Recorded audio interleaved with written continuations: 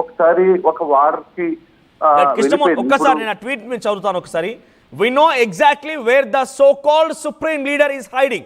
He is an easy target. ఏమంటున్నారు ఆయన? Supreme leader Ali Khamenei ఎక్కడున్నారనేది మాకు తెలుసు.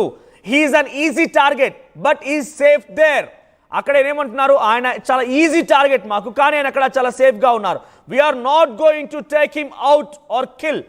మేము ఆయన వెళ్ళి చంపడానికి కోసమో ఆయన పైన దాడి చేయడం కోసమో చంపడం కోసమో ప్రయత్నం కాదు. At least not going to at least not for now, ఇప్పుడైతే కాదు. So but we don't want missiles shot at civilians or American soldiers. Our patience is wearing thin. మా ఓపిక అనేది చాలా చాలా థిన్ లైన్, అంటే చాలా చిన్న ఒక లైన్ దగ్గరే ఉండిపోయింది. So thank you for your attention to this matter అంటూ ఆయన ట్వీట్ చేశారు. అంటే అర్థం చేసుకోండి ఎంతటి మృదువుగా డైరెక్ట్గా అలీ ఖమేనీని ఉద్దేశించి ఈ ట్వీట్ చేశారనేది. సో అక్కడ ఆయన చెప్తోంది ఒకటి, సివిలియన్స్ పైన అమెరికన్ సోల్జర్స్ పైన దాడులు చేయడం ఆపితే మేము ఆగుతాం, లేదంటే మా ఓపిక అనేది నశిస్తోంది. చాలా థిన్ లైన్లో అదంతా ఉంది. సరి కనుక కట్టలు తెగేటువంటి ఒక ఆవేశం బయటికి వస్తే అలీ ఖమేనీని కూడా చంపుతామంటున్నారు అక్కడ ఆయన. అట్లీస్ట్ నాట్ ఫర్ నౌ, ఇప్పుడైతే మేము ఏం ఆలోచించేది అట్లీస్ట్ నాట్ ఫర్ నౌ, ఇప్పుడైతే చంపదలుచుకోలేదు అటువంటి ఒక మాట మాట్లాడుకొచ్చారు. కృష్ణమోహన్, సో ఈ ట్వీట్కి అర్థం ఎలా చూడాలి? ఏ రకంగా దీన్ని రిక్వెస్ట్గా చూడాలా, దీన్ని వార్నింగ్గా చూడాలా? ఇరాన్ దీనికి ఎటువంటి సమాధానం ఇచ్చే అవకాశం ఉంది? ఇన్ఫాక్ట్ అలీ ఖమేనీకి ట్వీట్ చేశారు. ఒక్కసారి మనం డొనాల్డ్ ట్రంప్ ట్వీట్ గురించి మాట్లాడదాం, ఆ తర్వాత అలీ ఖమేనీ ట్వీట్ వరకు వెళ్దాం. ఒకసారి డొనాల్డ్ ట్రంప్ ట్వీట్ని ఎలా చూడాలి? డెఫినెట్ గా ఇప్పుడు డొనాల్డ్ ట్రంప్ ట్వీట్ ఖచ్చితంగా అలీ ఖాన్ ఎక్కడ ఉన్నాడనే సమాచారం అమెరికన్ ఇంటెలిజెన్స్ వ్యవస్థకు పూర్తిగా సమాచారం ఉంది.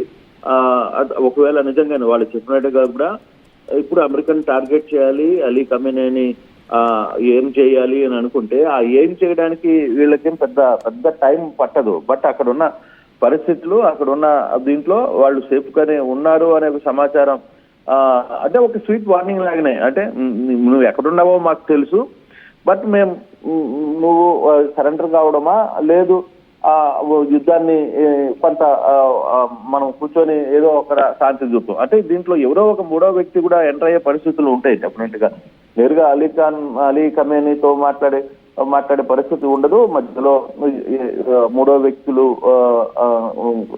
అంటే ఇరుపక్షాల శాంతిగా మాట్లాడగలిగిన వ్యక్తులు ఎంట్రీ కూడా ఉండబోతుంది. ఇప్పుడు ట్రంప్ నిజంగానే ట్రంప్ ఒక వార్నింగ్ అయితే ఇచ్చినట్టే, నువ్వు ఎక్కడున్నావో మాకు కంప్లీట్ గా తెలుసు, నువ్వు అక్కడ సేఫ్ గా ఉండు, అంతవరకే. అంతేగాని మిగతా ప్రయోగాలు చేయాలని అనుకుంటే ఇబ్బంది పడుతుంది. సివిలియన్స్ మీద అటాక్లు ఆపాలి, లేదు ఇంకో దగ్గర ఆపాలి. అమెరికా నువ్వు కొన్ని డిమాండ్ పెడుతుంది, దాని మీద నువ్వు సరెండర్ అయ్యే పరిస్థితిలోకి రావాలి. అమెరికన్ చెప్తున్న ఏవైతే కొన్ని నిబంధనలు ఉన్నాయో దాని కంట్రోల్లోకి అలీ ఖమేనీ రాగలగాలి అనేది వాళ్ళ ప్రధాన ఉద్దేశం. అంతవరకు సిచ్యువేషన్ ఉంటుందా లేదు మళ్ళీ వేరే కండిషన్ లోకి వెళ్ళిపోతారా అనేది కూడా చూడాల్సిన పరిస్థితి అయితే ఉంది. బట్ ట్రంప్ మాత్రం అలీ ఖమేనీకి మాత్రం ఒక గట్టి వార్నింగ్ ఇచ్చారు అనేది చాలా స్పష్టంగా అడుగుతుంది. అమెరికన్ రాబోయే రోజుల్లో, అంటే ఒకసారి 2-3 రోజుల్లోనే కొంత వార్ రూపురేఖలు పూర్తిగా మారబోతున్నాయనే దానికి ఇది ఒక నిదర్శనం అని మనం చాలా స్పష్టంగా చెప్పొచ్చు మనోజ్. రైట్ కృష్ణమోహన్, సో ఏకంగా ఇజ్రాయెల్ కూడా ఈ ఘటనలో ఏం చేతులు ముడుచుకొని కూర్చోలేదు. ఇజ్రాయెల్ అమెరికా వార్నింగ్ ఇస్తుంటే ఇజ్రాయెల్ ఏం చేస్తోందని డైరెక్ట్గా రెవల్యూషనరీ గార్డ్స్, ఇరాన్కి సంబంధించినటువంటి రెవల్యూషనరీ గార్డ్స్ ఏం చేస్తున్నారు, డైరెక్ట్గా టెల్ అవీవ్ ప్రాంతాన్ని ఎవాక్యువేట్ చేయండి, మీరు మా దగ్గర ఏ రకంగా అయితే టెహరాన్ని ఎవాక్యువేట్ చేయమని చెప్పారో సో మేము కూడా హెచ్చరిస్తున్నాం, టెల్ అవీవ్ని ఎవాక్యువేట్ చేయండి, మీ ప్రాంతంలో చాలా పెద్ద ఎత్తున దాడులు చేస్తామంటోంది ఇరాన్. టెల్ అవీవ్ని మొత్తాన్ని కూడా శిథిలం చేస్తామంటోంది, ధ్వంసం చేస్తామంటోంది. టెహరాన్లో ఇప్పటికే ఇజ్రాయెల్ వార్నింగ్ ఇచ్చినట్టుగా దాడులు మొదలుపెట్టింది. కొజీర్ మిసైల్ ప్రొడక్షన్ హౌస్ దగ్గర పెద్ద ఎత్తున దాడులకు పాల్పడుతోంది. ఆ తర్వాత ఒక యూనివర్సిటీ దగ్గర కూడా మిసైల్స్తో దాడి చేస్తోంది ఇజ్రాయెల్. ఇక అన్కండిషనల్ సరెండర్ అనేటువంటి వ్యాఖ్యల్ని డొనాల్డ్ ట్రంప్ చేస్తూ ఉంటే ఇరాన్ మరింతగా ఇప్పుడు తాజాగా ఒక ట్వీట్ చేశారు అలీ ఖమేనీ. సో ఆయన ఏం చెప్తున్నారంటే, ఇన్ ద నేమ్ ఆఫ్ నమీ ద బ్యాటిల్ బిగిన్స్. ఇది ఆయన చేసిన ట్వీట్ చూడండి. ఇన్ ద నేమ్ ఆఫ్ నమీ the battle begins, all return to with his Zulfiqar అని ఏం చెప్తున్నారంటే, ఒక ఆ గ్రాఫిక్స్ చూడండి. సో తను యురేనియంకి సంబంధించి ఆ న్యూక్లియర్ వెపన్స్ ఉన్నాయి కదా, ఆ న్యూక్లియర్ వెపన్స్ సిద్ధంగా ఉన్నాయి వాటికి నిప్పంటించబోతున్న రకం గ్రాఫికల్ రిప్రజెంటేషన్ అయితే ఉంది. మీరు గమనించండి, అదంతా కూడా ఒక కొండ ప్రాంతం.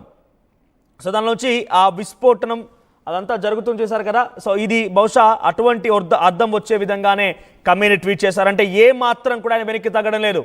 మీరు హెచ్చరికలు జారీ చేస్తే న్యూక్లియర్ వెపన్ ప్రయోగిస్తా, మీరు తమాషాలు చేస్తున్నారన్నట్టుగానే ఆయన వార్నింగ్ ఇస్తున్నట్టుగా ఉంది.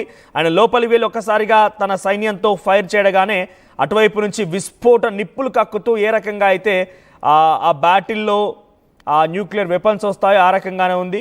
బహుశా ఇక్కడ గ్రాఫికల్ రిప్రజెంటేషన్లో అటువైపుగా ఆయన తిరిగి ఉన్నారు, ఆయన చేతిలో ఖడ్గం కూడా ఉన్నట్టుగా ఉంది.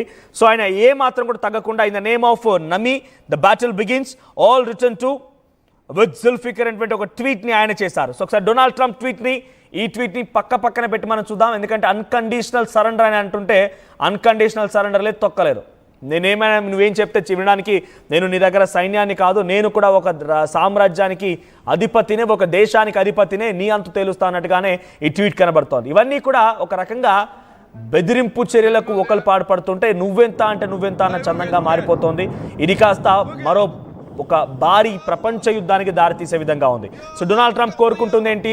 ఎస్, రైట్ సైడ్ చూడండి, అన్కండిషనల్ సరెండర్, షరతులు లేకుండా లొంగిపో అనేటువంటి ఒక ట్వీట్ డొనాల్డ్ ట్రంప్ చేస్తూ ఉంటే రైట్ సైడ్ లెఫ్ట్ సైడ్ లో మీకు కనబడుతోంది ఇన్ ద నేమ్ ఆఫ్ నమీ the battle begins all return to with Zulfiqar. ఇది కమేని చేసిన ట్వీట్. చూడండి, ఈ ట్వీట్స్ ఏ మాత్రం కూడా ఒకరు తర్వాత ఒకరు తగ్గడం లేదు. నువ్వెంత అంటే నువ్వెంత అన్నట్టుగా ఉన్నది, తూకితే అంటే తూకితే అన్నట్టుగా నువ్వెంత అనే సిచ్యువేషన్లా ఈ సిచ్యువేషన్ కనబడుతోంది. సో ఇజ్రాయెల్ ఏమో ఆల్రెడీ ఇరాన్ పైన చాలా పెద్ద ఎత్తున దాడులకు పాల్పడుతుంది. నేను ఈ వార్త చెప్పే సమయానికి ఇజ్రాయెల్ తన ముప్పేట దాడితో ఒక యూనివర్సిటీ IGRC దగ్గర ఒక యూనివర్సిటీని ఇమామ్ హోసియాన్ యూనివర్సిటీని పెద్ద ఎత్తున ఈస్ట్ టెహరాన్ అటువంటి యూనివర్సిటీని దాడి చేసింది ఇజ్రాయెల్. ఇంకా ఈ దాడులు కొనసాగిస్తోంది. కొజిర్ మిసైల్ ఫ్యాక్టరీని దాడి చేసింది. ఫస్ట్ స్ట్రైక్స్తో టెహరాన్ని ఉక్కిరి బిక్కిరి చేస్తోంది ఇజ్రాయెల్. సో ఇవన్నీ ఒక అయితే చైనా కూడా తన ఎంబసీ అధికారులతో చైనాకు సంబంధించినటువంటి ఆ పౌరులందరూ వెనక్కి తీసుకొచ్చుకుంది. ఆ తర్వాత చైనా కూడా ఇండైరెక్ట్గా కొంత వార్ ఎక్విప్మెంట్ని, వార్ వెపన్స్ని అటు ఇరాన్కి అందిస్తున్నట్టుగా ఒక చర్చ కొనసాగుతోంది. సో కమేని ట్వీట్ ఇవన్నీ కూడా కొంత ఆసక్తి రేపుతున్నాయి. సుమారుగా ఇరాన్ 30 మిసైల్స్ లాంచ్ చేసింది. ఎగ్జాక్ట్గా 4 గంటల సమయానికి 30 మిసైల్స్ని ఇటు టెల్ అవీవ్ ప్రాంతం పైన దాడి చేసి ఎవాక్యుయేట్ టెల్ అవీవ్ అనేటువంటి ఒక మాటని అటు ఇరాన్ రెవల్యూషనరీ గార్డ్స్ మాట్లాడుతున్నారు. IDF evacuation of Tehran district అంటూ వార్నింగ్ ఇస్తున్నట్టు వైపున టెల్ అవీవ్ ప్రాంతాన్ని పూర్తిగా వదిలేసి వెళ్ళండి అంటున్నారు. ఇక ఇజ్రాయెల్ ఎంబసీ ఆఫీస్ ప్రస్తుతానికైతే ఇంకా US ఎంబసీ ఆఫీస్ ఇజ్రాయెల్లో ఉన్నటువంటి ఎంబసీ ఆఫీస్ పూర్తిగా ఇప్పుడు ధ్వంసమైంది. ఆ ధ్వంసం కారణంగా వారంతా కూడా దాన్ని ఓపెన్ చేయడం లేదు. అది కొన్ని రోజుల పాటుగా ఆ రకంగానే క్లోజ్ చేసి ఉంటుందన్నట్టుగా తెలుస్తోంది. సో ఇంకా ఈ దాడి జరుగుతోంది. ఈ దాడి పరిణామాలు తలుచుకుంటేనే కొంత ఆసక్తి రేపుతున్నాయి, ఆందోళన కలిగిస్తున్నాయి.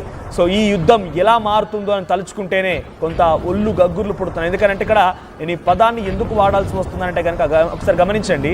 చాలామంది ఈ మధ్య కాలంలో ఒకటి చర్చనీయాంశం తీసుకొస్తున్న 1941 వరల్డ్ వార్ 2 ఇప్పుడు అవే పరిణామాలు తావిస్తూ ఉన్నాయి. భారతదేశం పైన పాకిస్తాన్ కవ్వింపు చర్యలకు పాల్పడడం, భారత్ పాకిస్తాన్ మధ్య యుద్ధం జరగడం, రష్యా యుక్రెయిన్ మధ్య యుద్ధం జరగడం, బాంబులు భీకరంగా దాడులు చేయడం, రష్యా ఎవరి మాట వినకపోవడం, బ్రిటన్ కూడా అటు ఉక్రెయిన్కి సపోర్ట్ ఇస్తానని చెప్పడం, నాటో దేశాలని ఉక్రెయిన్ వైపుగా ఉండడం, అమెరికా కూడా ఉక్రెయిన్ వైపుగా ఉండడం, రష్యా చైనా మద్దతు తీసుకునే అవకాశం కనబడుతోంది, రష్యా వైపుగా ఇండియా కూడా నిలబడే అవకాశం కనబడుతోంది. ఇవన్నీ చూస్తూ ఉంటే ఇప్పుడు ఏకంగా ఇజ్రాయెల్ ఇరాన్ మధ్య భీకరమైనటువంటి పోరు, ఎవరు చెప్పినా కూడా విన్నటువంటి ఒక పోరు. దీంట్లో డైరెక్ట్గా అమెరికా కూడా ఎంట్రీ ఇచ్చి నేను నీ అంతు చూస్తాను రకంగా కమేనికి వార్నింగ్ ఇస్తుంది. ఇవన్నీ పరిణామాలు చూస్తూ ఉంటే బహుశా మనం నమ్మమేమో, కాలజ్ఞానం అని చెప్తూ ఉంటారు, లేదంటే కొంతమంది ప్రెడిక్షన్స్ చెప్తూ ఉంటారు. వాళ్ళంతా చెప్పేది ఒకటే, ఒక భారీ విస్ఫోటనం, ఒక భారీ ఎత్తున ఒక భారీ